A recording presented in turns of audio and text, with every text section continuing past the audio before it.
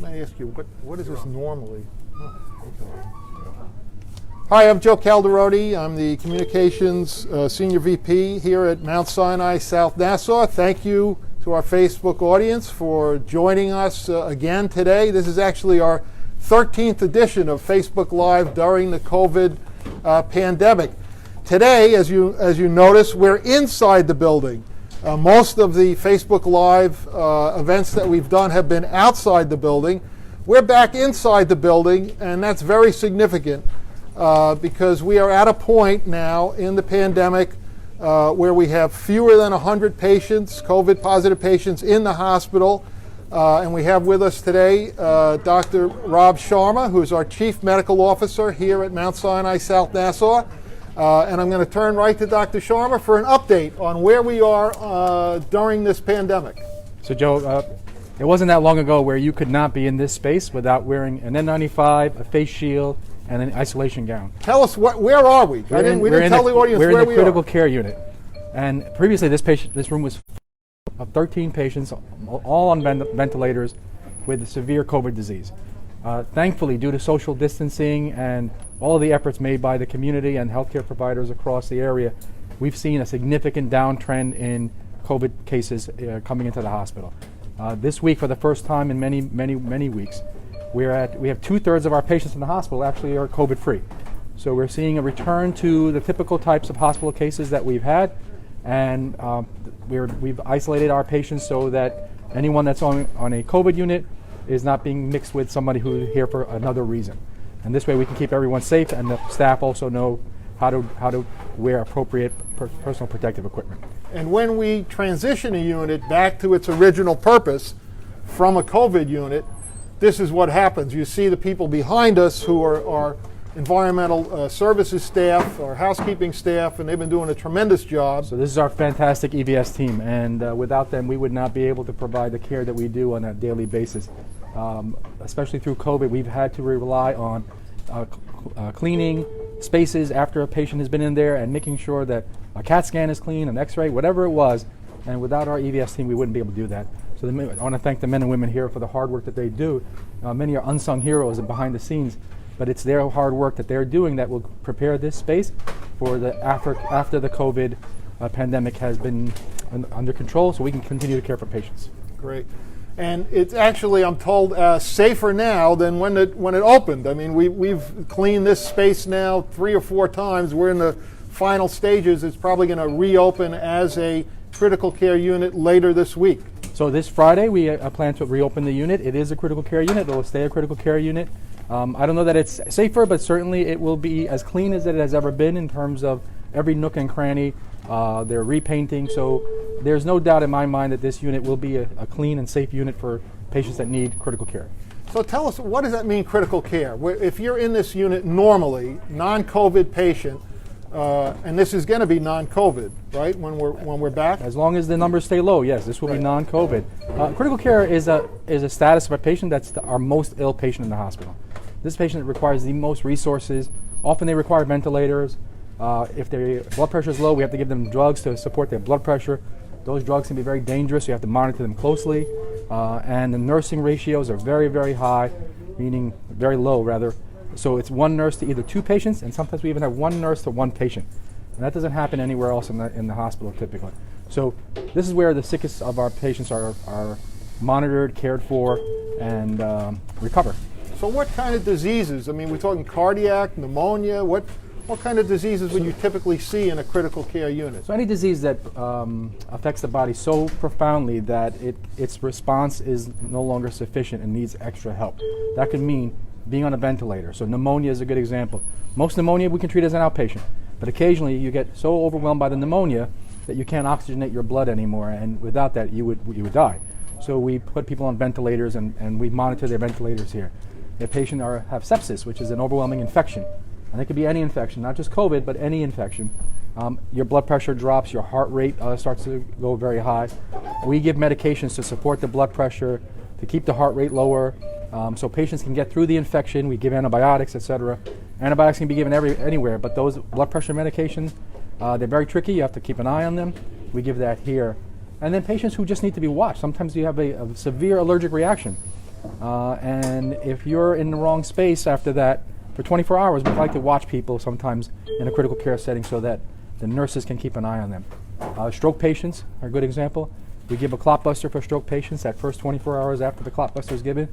There is a risk of a bleed into the brain, so we have to keep an eye out on those patients to see if there's any complications associated with their treatment.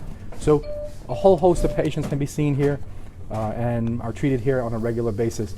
And we're looking forward to returning to some normalcy in our society, but that also means that the things that people have been putting off, the care that they've needed, they're going to need to go back to get that. So that was my next question. But before we get to that, the staff in a critical care unit are obviously specially trained, right? They are here because they are critical care nurses or specific types of physicians who specialize in critical care. So it's a great team model of care in the critical care. We have critical care nurses. We have physician assistants and nurse practitioners that are trained in critical care. And then we have intensivists. These are physicians who did, generally speaking, internal medicine and then a fellowship specifically learning how to care for critically ill people. And that's two-year training on top of that. In addition, we have respiratory therapists here who help with the ventilated patients, and we have other dietitians, social workers. It's a real team model of care that we provide so that every aspect of the patient's needs, including social emotional, we try to address that. All right. So let's talk a little bit about the don't put your health on hold issue, because we have heard anecdotally, I know your physician colleagues anecdotally have heard that there are folks staying at home. They might have kind of symptoms of either shortness of breath or an extremity that's maybe going numb on them. And normally they would come to the hospital. We've seen a 50% drop in our emergency department volume of patients. There's a concern about that among you and your colleagues. Just talk a little bit about that. So as you mentioned, we've seen a drop in our emergency department volume. Now, some of that is because some of the visits that we got, maybe 10 to 20%, really were not emergency visits that could have been handled in the outpatient setting. And that's okay. As long as those patients are getting care, that's fine. The place where they get care is not important. But 80% of those cases were cases that belonged in the emergency department: car accidents, symptoms of stroke, symptoms of a heart attack, symptoms of overwhelming infection, abdominal pain, bleeding, all these things that really can't be treated in the outpatient setting very easily, where the evaluation that needs to be done and quickly, CAT scans or x-rays, whether you needed a subspecialty consultation, having a surgeon come see you quickly, an orthopedic evaluation, psychiatric evaluation, whatever it is, the emergency department is able to give all that comprehensive care in a very short period of time. Patients who are not getting care, they're delaying their care, are at risk for having severe complications associated with that delay. And what we don't want to see is somebody who we could treat today and who could be fine tomorrow come in and end up in the critical care unit because they delayed their care. I mean, we've even heard anecdotally of potentially cases of patients who are dying at home rather than coming in to seek the care they need. So we've certainly seen a spike in at-home deaths, and it's beyond what we would expect just from COVID. So when the dust settles on this, we'll have better understanding of the numbers. But yes, there are people who, out of fear of COVID, are not seeking care and are suffering as a result of it. And we hate to see that. We're here for everyone, not just for one population. So anyone who needs care should feel comfortable coming to our emergency department, comfortable coming to our outpatient clinics. We do testing on any procedure that's being done at the hospital. We do COVID testing on every patient who's scheduled to be here. So we can try to, again, limit the amount of patients that are interacting with anyone. Let's talk about that a little bit. So we have now instituted a drive-up COVID testing site just outside the hospital. Anyone coming in for any procedure, outpatient, inpatient, whatever it is, they're not stepping foot in the hospital without getting a COVID test within 3 days of their coming in. That's correct. So in the very beginning, we had patients who had cancer. We were doing infusion therapy for them. They can't delay that cancer treatment. It's very detrimental for their cancer prognosis. So we've been continuing to treat patients without COVID. We had a hold on elective surgeries, but a lot of those elective cases, as time passed, people's pain got worse, people's situations got worse, and we've been doing a handful of cases every day since the pandemic began. The best way to return to a safe model of care is to screen your patients as close to the day of procedure as possible. So 2 to 3 days before the procedure, we have a drive-up center for those patients that are scheduled to be here to get a COVID test. And if they're COVID negative, we know we can safely provide that care in a space with other patients. If they're COVID positive, it doesn't mean we deny them care. It means we provide them care in a different space. And roughly 2/3 of the hospital now are back to their original non-COVID purpose. Is that? That's correct. So just a little under 2/3 of the hospital patients today are here for non-COVID reasons. So more of your typical hospitalization type patients and not this one pandemic-related event. And inside the emergency department, because I believe 70% of our inpatients come through the emergency department. Inside the emergency department, we have a non-COVID area, right? I mean, we're doing the same safety protocol inside the emergency department that we're doing throughout the hospital. That's correct. So for the emergency department has multiple sections, and so one section has been dedicated to take care of patients with certain needs. Other sections have been dedicated to take care of patients who are presenting with any COVID-type symptoms. So we're able to segregate the patients that way, try to limit the amount of exposure anyone would have in any shape, way, or form, and having our staff focus on the needs of the patient. And the emergency department is cleaned on a regular basis. We have here with us somebody who you may want to ask some questions of. Yes, I'm going to get to Felix in a moment. So just one other thing on the don't put your health on hold issue. We still can't do elective surgery, right? That is a decision that's going to come down from Albany, from Governor Cuomo. But we are doing cases that once were considered elective that now have become emergent. So elective is an interesting term. It means basically scheduled surgery. So it's everything that's not an emergency surgery is considered an elective surgery for the most part. Having said that, if you have a spinal cord compression and it's been bothering you for some time, at some point that's going to convert to an emergency surgery. Rather than waiting till that point, if people are getting worse, we are scheduling them to have their procedure done because at that point it's an urgent surgery. So there are certain elective surgeries that are completely delayed. You can delay like a cataract, but there are other surgeries that you can't delay beyond the 2 months we've already waited. So we are encouraging patients to not delay their care. And we are doing those surgeries now. I mean, the number of surgeries has increased just in the past week, I believe. That's correct. And we are encouraging patients to have their surgery, and we are also taking methods to safeguard their health. And our operating rooms are up and running, and certain ones are, I mean, we're taking all necessary precautions for COVID inside the emergency operating room as well. We have designated certain operating rooms as COVID operating rooms for those patients that require surgery and also have an infection with COVID. But the majority of our operating rooms are for our patients who are not coming for COVID-related reasons. All right. So you're confident in telling people that they should be confident coming here for the care they need? Absolutely. You can see all of us standing here. So we're here to make sure that everyone's safe, whether that has to do with keeping the space clean or whether it has to do with providing care at the bedside. All right. Good. So on the issue of keeping space clean, I want to bring in Felix Nazario. Felix is head of our housekeeping. Dr. Sharma is not going to go away. In case we have questions from the Facebook audience, we want to continue to ask you to bring those questions to us. Felix, you did an interview recently with Newsday that was published over the weekend, and you had a tremendous quote in there. You were talking about your EVS staff, your environmental services staff, the housekeeping staff, more than 100 people who work 24/7 to keep this hospital clean. You said they're warriors. They come here to fight. What did you mean by that? Well, I think it's easily, you can see they work without fear. They're trained, they're professionals at this, they're experts at this field. Disinfecting is what we do every day. Not just during this pandemic, but this is what we live by. And you can see they'll come in here, they'll turn this place around. They want everybody to feel safe to come back to the hospital. They want to make sure people know that we are disinfecting to the best of our ability. And that represents their pride here in this hospital.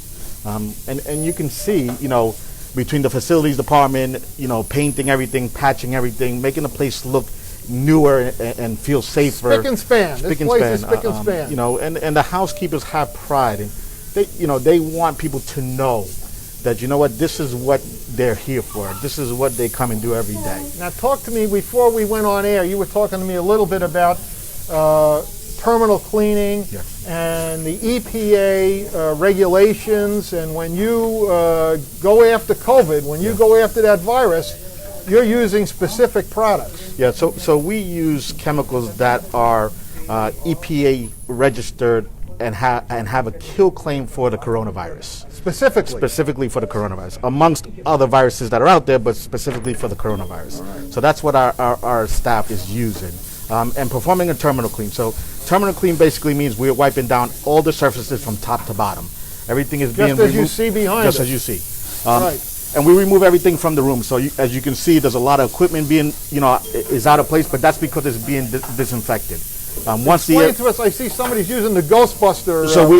So after we disinfect the surfaces, we're coming back with a steamer. So that is enhanced cleaning that we provide. Steamer. That's a steam cleaner, yes. Okay. Good, so it's enhanced cleaning that we provide on all the surfaces, just to reassure that we are killing all the pathogens that could be on that. And you told me this is about the third or the fourth cleaning for this space. Yeah, so we want to make sure everybody's safe. So before anybody enters this unit to do any kind of work, we provide a terminal clean. This is probably the third or fourth terminal clean we've done in this space, and probably going to be another 2 rounds before we let the space open up again. Before any patients step in? Before any patients step in there. Okay. All right. So you also are confident this place is going to be safe for patients? This place will be safe. Great, great. Okay, we want to take some questions from our Facebook audience for either Dr. Sharma or Felix. Okay. Here's a good question. Dr. Sharma, I got to throw this to you. Let me just step over here. So does the Department of Health come in and inspect the cleaning, or Felix? No. It's not their function to do that. We have standards that we follow, and Felix can speak to the standards, but we not only do we follow standards, we go above and beyond the standards.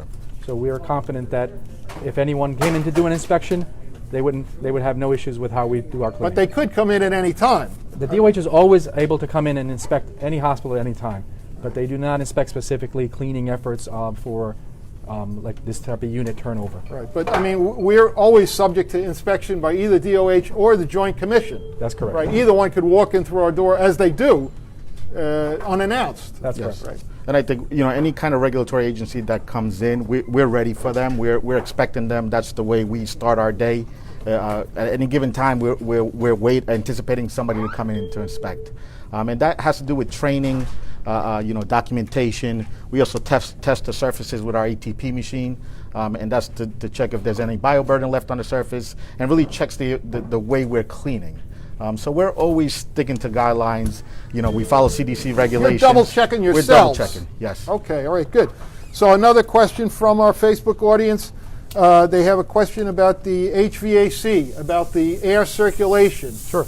Even though we have separate areas that are COVID versus non-COVID, could I get it from the air? That's a great question. We are fortunate in the way that our HVAC system is set up, and given the time of year that this has occurred, all the air that's coming into the hospital right now is outside air. Any air that is taken out of the air through the HVAC through the registers are exhausted into the environment. So they are not recirculating air in the environment. So because of that, and we do constant recirculations, the number, depending on the space, can be as low as 12, as high as 16 per minute. So that's a lot of air exchanges. And I think based upon that, what we've seen is we've not really had any risk associated with COVID in the air as a result of HVAC. And that was new as of the COVID. I mean, we switched to that kind of a system we during switched to that COVID. based on the fact that COVID patients needed negative pressure, and we don't have 400 negative pressure rooms, so we had to devise a mechanism that would help. Okay. I have another question from our Facebook audience about the visitation policy. We still have pretty much a no visitor policy in place with some exceptions.